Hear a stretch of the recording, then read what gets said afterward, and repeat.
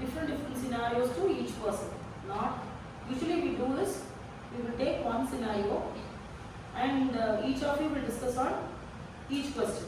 But today we will concentrate on giving each scenario because this is practical paper.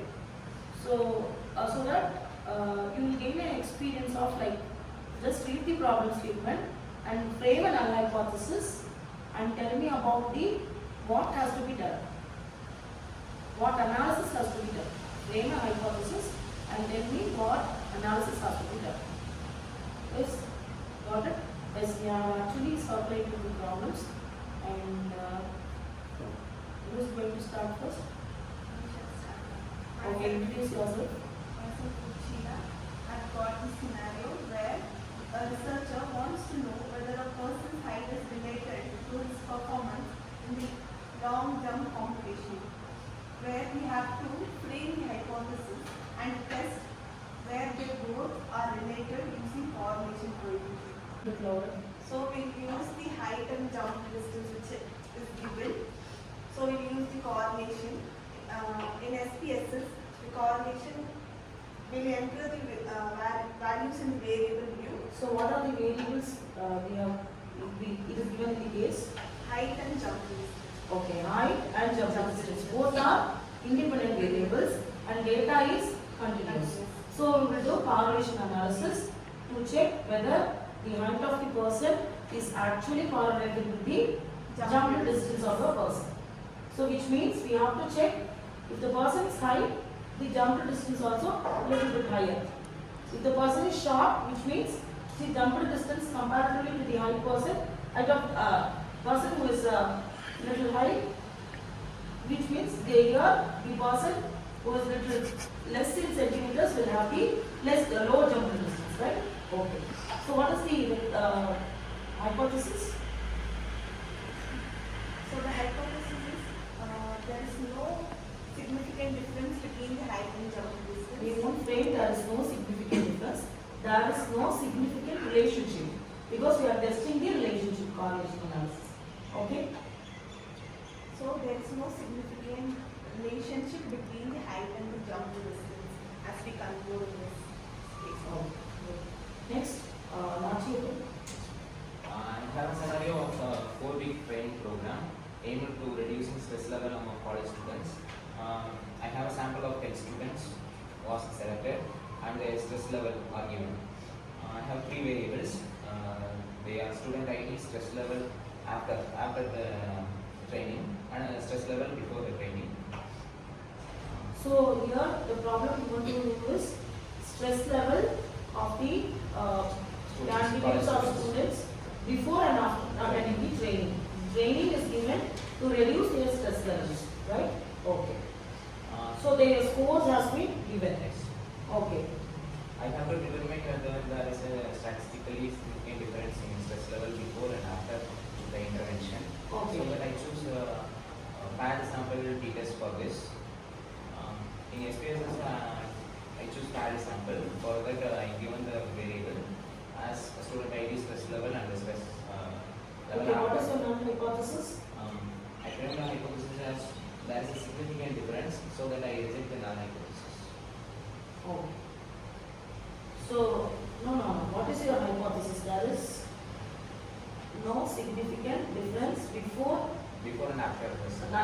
attending the training level. Okay. This is proven. Popular weight loss, the 3 popular weight loss programs are considered.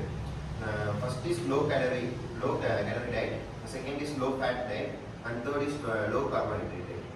For comparison purpose, a 4th group is considered as a control group.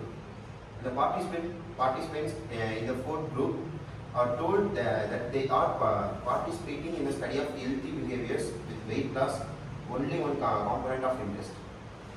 In SPSS, we can use the one-way ANOVA to analyze the significant relationship.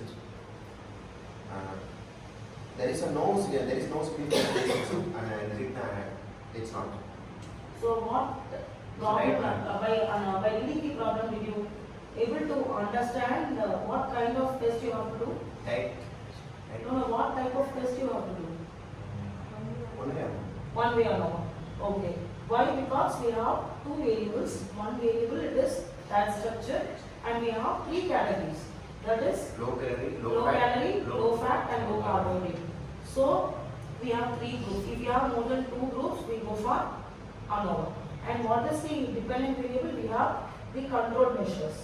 Okay. What is the null hypothesis? It's not. It's not No. After doing the analysis, we will reject. What is your H not will be? There is no representations between non-relationship. You have to give the word. There is no significant difference or variance between the diet structure and the control measures taken by you for the response. Yes.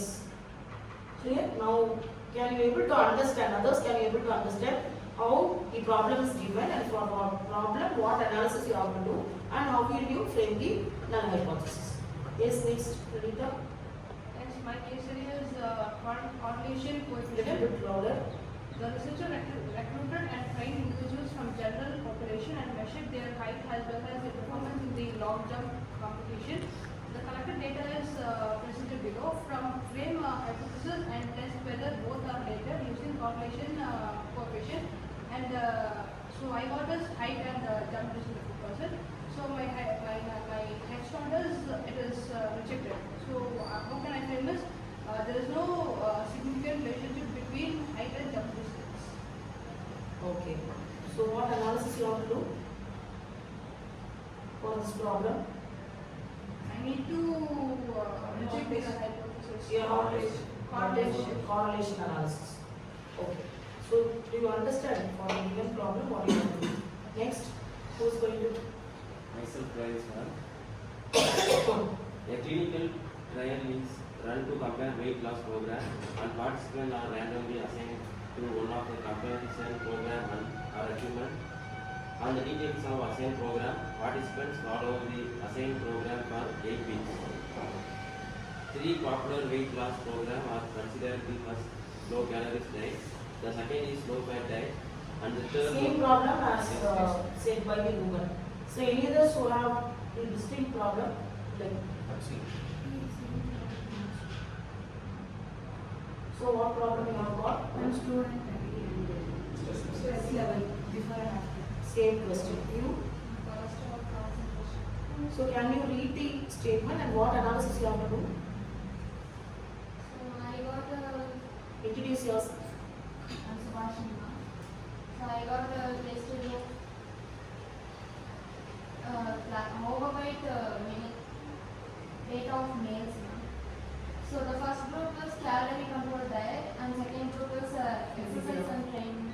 So now maximum we can understand. So if the problem is given, we can able to read the problem and understand, and we can able to frame the null hypothesis. Right? Is clear? Yes. Thank you.